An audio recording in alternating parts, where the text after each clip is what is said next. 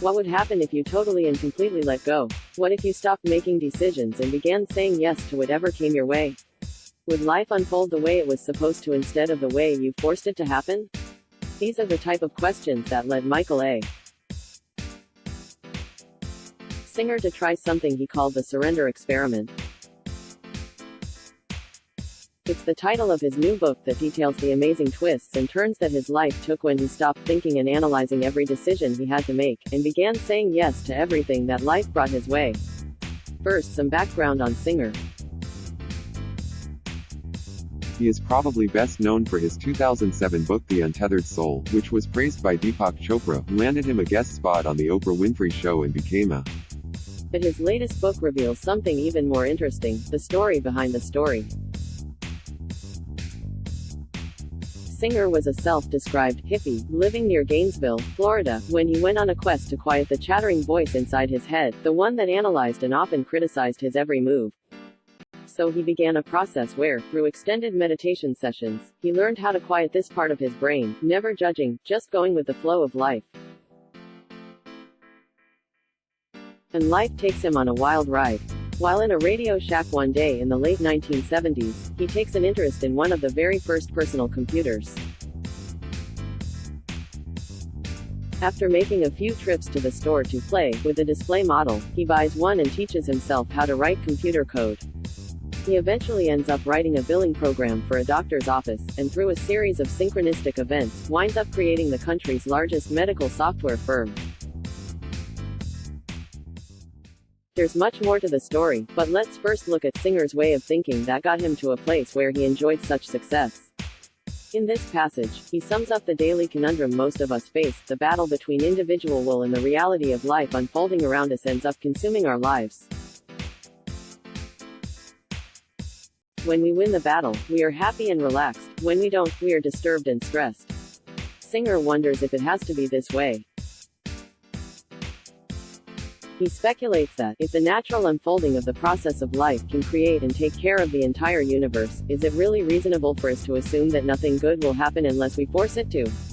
To combat the negative effects of constantly doing battle with life, Singer charts another course. I decided to just stop listening to all the chatter about my personal preferences, and instead, start the willful practice of accepting what the flow of life was presenting me. He quite literally puts life in charge, realizing that life was asking me to get out of the way and let her do her thing. This is easier said than done because it often means saying yes when the judgmental part of him wants to say no, but Singer had spent years readying himself for this task. He meditated for hours each day and built a temple on his land in Florida where like-minded visitors came for yoga and spiritual discussions. One important point I should mention here is that we should not confuse surrender with passivity or weakness.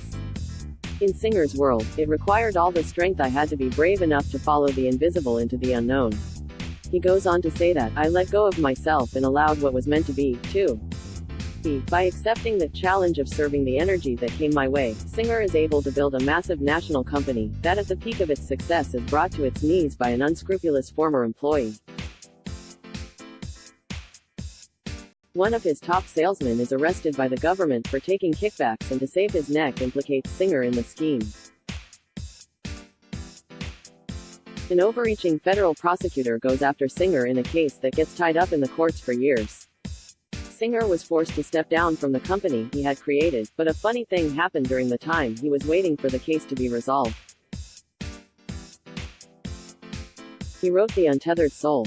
And while some may wonder how a man following the righteous path to the best of his ability could deal with being unjustly accused of a crime, Singer writes that, life had dropped me off exactly where she had picked me up.